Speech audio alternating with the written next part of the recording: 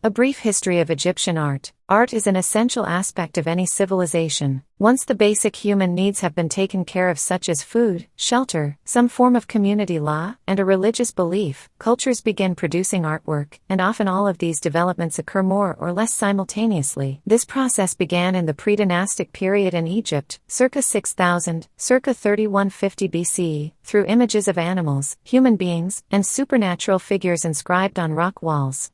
These early images were crude in comparison to later developments but still express an important value of Egyptian cultural consciousness, balance. Egyptian society was based on the concept of harmony known as Ma'at, which had come into being at the dawn of creation and sustained the universe. All Egyptian art is based on perfect balance because it reflects the ideal world of the gods. The same way these gods provided all good gifts for humanity, so the artwork was imagined and created to provide a use. Egyptian art was always first and foremost functional. No matter how beautifully a statue may have been crafted, its purpose was to serve as a home for a spirit or a god. An amulet would have been designed to be attractive, but aesthetic beauty was not the driving force in its creation. Protection was. Tomb paintings, temple tableaus, home and palace gardens all were created so that their forms suited an important function and, in many cases, this function was a reminder of the eternal nature of life and the value of personal and communal stability. Early dynastic period art, the value of balance, expressed as symmetry, infused Egyptian art from the earliest times. The rock art from the pre-dynastic period establishes this value, which is fully developed and realized in the early dynastic period of Egypt, circa 3150, circa 2613 BCE. Art from this period reaches its height in the work known as the Narmer Palette, circa 3200 to 3000 BCE, which was created to celebrate the unity of Upper and Lower Egypt under King Narmer, circa 3150 BCE. Through a series of engravings on a siltstone slab, shaped as a chevron shield, the story is told of the great king's victory over his enemies and how the gods encouraged and approved his actions. Although some of the images of the palette are difficult to interpret, the story of unification and the celebration of the king is quite clear. On the front, Narmer is associated with the divine strength of the bull, possibly the Apis bull, and is seen wearing the crown of Upper and Lower Egypt in a triumphal procession. Below him, two men wrestle with entwined beasts which are often interpreted as representing Upper and Lower Egypt, though this view is contested and there seems no justification for it. The reverse side shows the king's victory over his enemies while the gods look unapprovingly. All these scenes are carved in low raised relief with incredible skill. This technique would be used quite effectively toward the end of the early dynastic period by the architect Imhotep, circa 2667 to 2600 BCE, in designing the pyramid complex of King Djoser, circa 2670 BCE.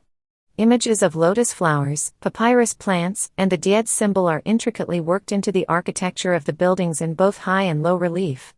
By this time the sculptors had also mastered the art of working in stone to create three-dimensional life-size statues. Old Kingdom art. This skill would develop during the Old Kingdom of Egypt, circa 2613 to 2181 BCE, when a strong central government and economic prosperity combined to allow for monumental works like the Great Pyramid of Giza, the Sphinx, and elaborate tomb and temple paintings. The obelisk, first developed in the early dynastic period, was refined and more widely used during the Old Kingdom. Tomb paintings became increasingly sophisticated, but statuary remained static for the most part. A comparison between the statue of Djoser from Saqqara and a small ivory statue of King Khufu, 2589 to 2566 BCE, found at Giza display the same form and technique. Both of these works, even so, are exceptional pieces in execution and detail. Art in the First Intermediate Period. The First Intermediate Period has long been characterized as a time of chaos and darkness, and artwork from this era has been used to substantiate such claims. The argument from art rests on an interpretation of First Intermediate Period works as poor quality as well as an absence of monumental building projects to prove that Egyptian culture was in a kind of free fall toward anarchy and dissolution. In reality, the First Intermediate Period of Egypt was a time of tremendous growth and cultural change. The quality of the artwork resulted from a lack of a strong central government and the corresponding absence of state-mandated art. The different districts were now free to develop their own vision in the arts and create according to that vision. There is nothing low quality about First Intermediate Period art, it is simply different from Old Kingdom artwork. The lack of monumental building projects during this time is also easily explained. The dynasties of the Old Kingdom had drained the government treasury in creating their own grand monuments, and, by the time of the Fifth Dynasty, there were no resources left for such projects. The collapse of the Old Kingdom following the Sixth Dynasty certainly was a time of confusion, but there is no evidence to suggest the era which followed was any kind of dark age. The First Intermediate Period produced a number of fine pieces but also saw the rise of mass-produced artwork. Items which had previously been made by a single artist were now assembled and painted by a production crew. Amulets, coffins, ceramics, and Shabti dolls were among these crafts. Middle Kingdom art. The First Intermediate Period ended when Mentuhotep II, circa 2061 to 2010 BC, of Thebes defeated the kings of Heracleopolis and initiated the Middle Kingdom of Egypt, 2040 to 1782 BCE. Thebes now became the capital of Egypt, and a strong central government again had the power to dictate artistic taste and creation. The rulers of the Middle Kingdom, however, encouraged the different styles of the districts and did not mandate that all art conform to the tastes of the nobility. Although there was great reverence for Old Kingdom art and, in many cases, an obvious attempt to reflect it, Middle Kingdom art is distinctive in the themes explored and the sophistication of the technique. The Middle Kingdom is usually regarded as the high point of Egyptian culture. The tomb of Mentuhotep II is itself a work of art, sculpted from the cliffs near Thebes, which merges seamlessly with the natural landscape to create the effect of a wholly organic work. The paintings, frescoes, and statuary which accompanied the tomb also reflect a high level of sophistication and, as always, symmetry. Jewelry was also refined greatly at this time, with some of the finest pieces in Egyptian history dated to this era. A pendant from the reign of Senusret II, circa 1897 to 1878 BCE, which he gave to his daughter, is fashioned of thin gold wires attached to a solid gold backing inlaid with 372 semi-precious stones. The statues and busts of kings and queens are intricately carved with a precision and beauty lacking in much of the Old Kingdom artwork. Second Intermediate Period / New Kingdom art. The art of the Second Intermediate Period of Egypt continued the traditions of the Middle Kingdom but often less effectively. The best artists were available to the nobility at Thebes and produced high-quality work, but non-royal artists were less skilled. This era, like the first, is also often characterized as disorganized and chaotic, and the artwork held up as proof, but there were many fine works created during this time. They were simply on a smaller scale. Tomb paintings, statuary, temple reliefs, pectorals, headdresses, and other jewelry of high quality continued to be produced, and the Hyksos, though often vilified by later Egyptian writers, contributed to cultural development. They copied and preserved many of the written works of earlier history which are still extant, and also copied statuary and other artworks. The Hyksos were finally driven out by the Theban prince Ahmose I, circa 1570 to 1544 BCE, whose rule begins the period of the New Kingdom of Egypt, circa 1570, circa 1069 BCE.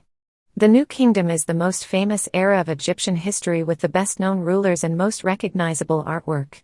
The colossal statues which were initiated in the Middle Kingdom became more common during this time. The Temple of Karnak with its great hypostyle hall was expanded regularly. The Egyptian Book of the Dead was copied with accompanying illustrations for more and more people, and funerary objects like Shabti dolls were of higher quality. Egypt of the New Kingdom is the Egypt of Empire.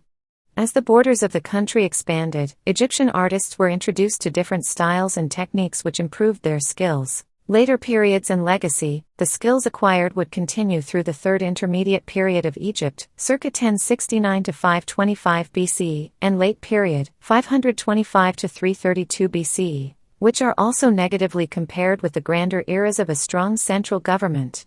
The style of these later periods was affected by the times and the limited resources, but the art is still of considerable quality.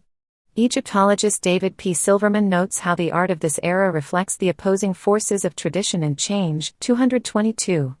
The Kushite rulers of the late period of ancient Egypt revived Old Kingdom art in an effort to identify themselves with Egypt's oldest traditions, while native Egyptian rulers and nobility sought to advance artistic representation from the New Kingdom. This same paradigm holds with Persian influence following their invasion of 525 BCE. The Persians also had great respect for Egyptian culture and history and identified themselves with Old Kingdom art and architecture. The Ptolemaic period, 323 to 30 BCE, blended Egyptian with Greek art to create statuary like that of the god Serapis, himself a combination of Greek and Egyptian gods, and the art of the Roman Egypt, 30 BCE to 646 CE, followed this same model. Romans would draw on the older Egyptian themes and techniques in adapting Egyptian gods to Roman understanding. Tomb paintings from this time are distinctly Roman but follow the precepts begun in the Old Kingdom. The art of these later cultures would come to influence European understanding, technique, and style, which would be adhered to for over 1,000 years until artists in the late 19th century CE, such as the Futurists of Italy, began breaking with the past. So-called modern art in the early 20th century CE was an attempt to force an audience to see traditional subjects in a new light. Artists like Picasso and Duchamp were interested in forcing people to recognize their preconceptions about art and, by extension, life, in creating unexpected and unprecedented compositions which broke from the past in style and technique.